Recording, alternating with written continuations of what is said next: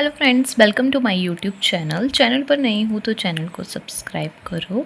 आज हम बात करेंगे meaning, concept and scope of art के बारे में, जिसमें हम आर्ट का क्या करेंगे, मीनिंग देखेंगे, मीनिंग क्या होता है, उसकी डेफिनेशंस पढ़ेंगे, कंसेप्ट के बारे में और स्कोप पढ़ेंगे और लास्ट में कंक्लूज़न निकालेंगे। तो सबसे पहले हम पढ़ते हैं इंट्रोडक्शन के बारे में। इंट्रोडक्शन क्या होता है आर्ट का, कि आर्ट क्या होती है। आर्ट को हम हिंदी में बोलते हैं कला। तो आर्ट जो है वो एक्सप्रेस करता है हमारे थॉट्स को, इमोशन को, डिज़ायर्स को, इंट्यूशंस को एक्सप्रेस करता है। ये क्या होती है, एक एक्टिविटी होती है और स्किल होती है प्रोड्यूसिंग थिंग्स। ठीक है, कौन कौन सी, जैसे पेंटिंग हो गया, डिज़ाइन हो गया, म्यूज़िक, डांस, फोटोग्राफी एक्सेट्रा। इसकी कुछ को पेंटिंग में इंटरेस्ट होता है, डिज़ाइन में इंटरेस्ट होता है, कुछ डांस अच्छा करते हैं तो कुछ गाना बहुत अच्छा गाते हैं। तो वो अपनी जो उनके अंदर जो कला है उसको एक्सप्रेस करते हैं। आगे है मीनिंग ऑफ आर्ट। आर्ट का मतलब क्या है। आर्ट जो है वो ग्रीक वर्ड से लिया गया है, संस्कृत वर्ड से लिया गया है और लैटिन वर्ड से लिया गया है। तो हम पहले डिस्कस करते हैं ग्रीक वर्ड का, कि आर्ट को कहाँ से डिराइव किया गया। ग्रीक वर्ड अर्थ से डिराइव किया गया, जिसका मतलब होता है to create, to make and to fit. आगे संस्कृत लैंग्वेज में आर्ट को क्या बोलते हैं, कला। तो कला जो है वो कहाँ से डिराइव हुआ है, रूट वर्ड है उसका कल, जिसका मतलब है कि to inspire and to give pleasure. आगे है लैटिन लैंग्वेज। लैटिन लैंग्वेज में आर्ट मीन्स क्या होता है, स्किल और क्राफ्ट। ये फ्लो चार्ट बनाया है मैंने, तो देखो इसमें आर्ट को कैसे एक्सप्रेस किया है। ये है आर्ट।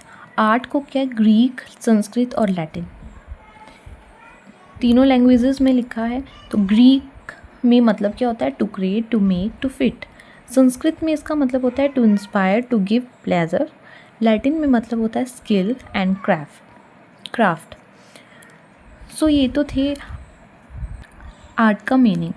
आगे हम डिस्कस करते हैं आर्ट की डेफिनेशन। आर्ट की डेफिनेशन क्या क्या है। तो फर्स्ट है जो प्लेटो जी ने दी है। तो according to Plato, art is silent language. Art क्या है, साइलेंट लैंग्वेज है। नेक्स्ट है हंट। तो हंट जी क्या बोलते हैं कि the mission of art is to represent nature, not to imitate it. ठीक है, आर्ट किसको रिप्रेजेंट करता है, नेचर को रिप्रेजेंट करता है। ठीक है, अकॉर्डिंग टू अरिस्टोटल, अरिस्टोटल ने क्या बोला कि आर्ट इज़ इमिटेबल। आर्ट क्या है, इमिटेबल है।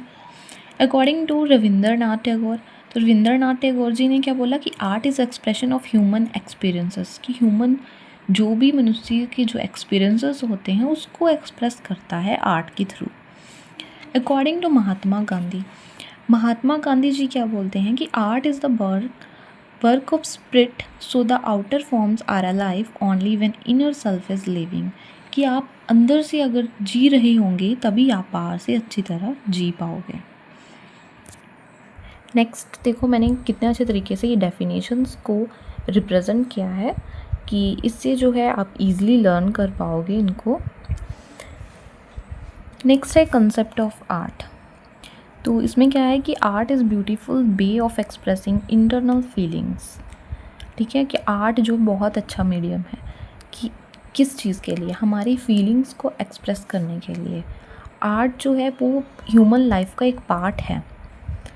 ठीक है, art is flowing humans like a shadow, without art human can not imagine life origin.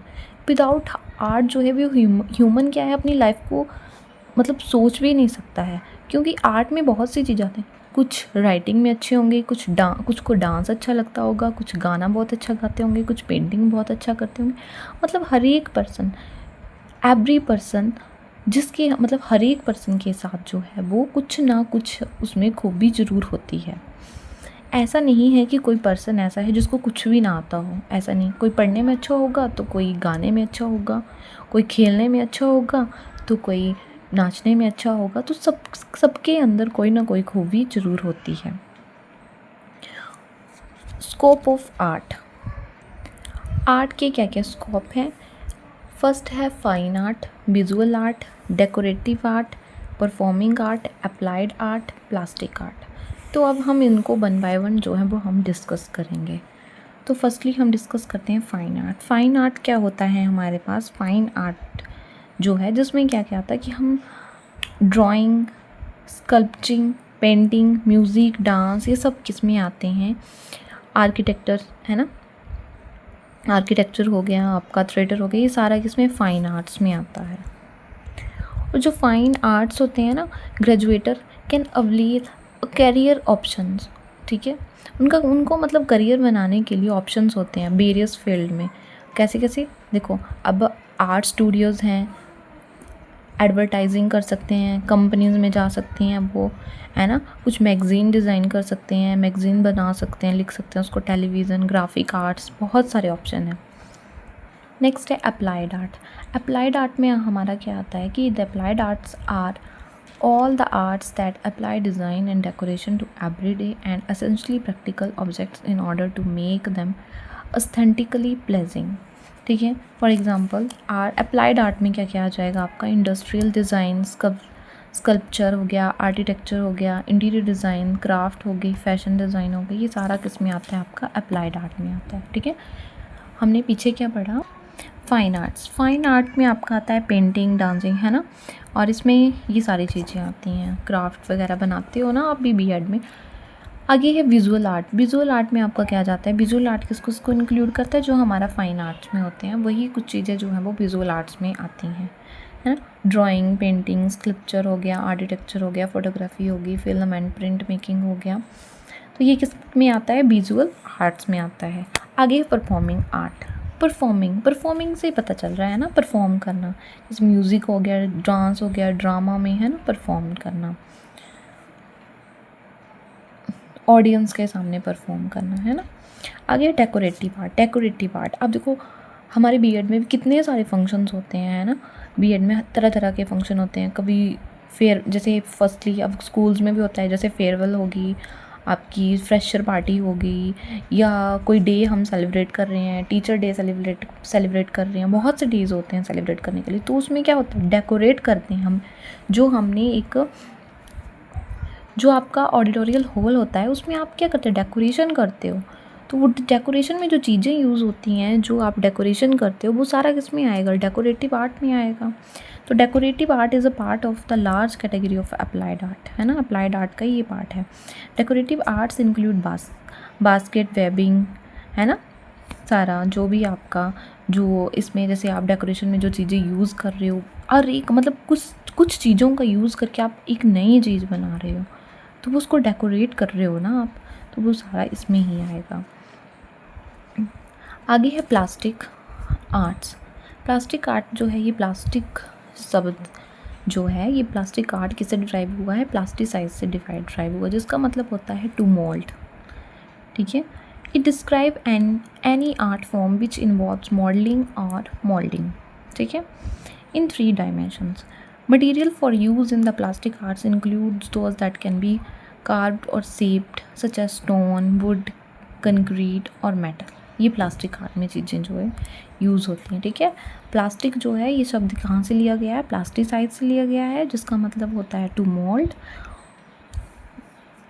ये देखो, ये मैंने इजी वे में बनाया हुआ है, जो मेन चीज़ें वही लिखी हैं कि प्लास्टिक आर्ट को कहाँ से ड्राइव किया गया है? प्लास्टिसाइज से, जिसका मतलब होता है टू मोल्ड। और प्लास्टिक आर्ट्स में कौन कौन सी चीज़ें आती हैं, कौन कौन सी थिंग्स का यूज़ करते हैं? स्टोन, वुड, मेटल और कंक्रीट। तो आगे है कंक्लूज़न। अब हमने क्या क्या पढ़ा? आर्ट के बारे में पढ़ा, आर्ट का मीनिंग समझा, डेफिनेशन देखी, कंसेप्ट देखा, उसका स्कोप देखे। अब लास्ट में हम कंक्लूज़न देखेंगे कि आर्ट में आर्ट क्या है। आर्ट जो है वो आर्ट क्या करता है? Art is the diverse range of human activities in creative, visual, auditory और performing artifacts. Example, pressing the imaginative और technical skills. There are wide range of scopes of art. बहुत सारे स्कोप हैं आर्ट में, ठीक है। कौन कौन से? जैसे फाइन आर्ट हो गया, विजुअल आर्ट हो गया, प्लास्टिक आर्ट हो गया, डेकोरेटिव आर्ट हो गया, परफॉर्मिंग आर्ट हो गया एंड अप्लाइड आर्ट, ठीक है। तो आज हमने डिस्कस किया आर्ट के बारे में, आर्ट की डेफिनेशन के बारे में, आर्ट की मीनिंग के बारे में और स्कोप के बारे में। आई होप कि वीडियो आपके लिए हेल्पफुल रहेगी। वीडियो अच्छी लगी तो वीडियो को लाइक करो, शेयर करो और कमेंट करके बताओ कि वीडियो कैसी लगी। Thank you.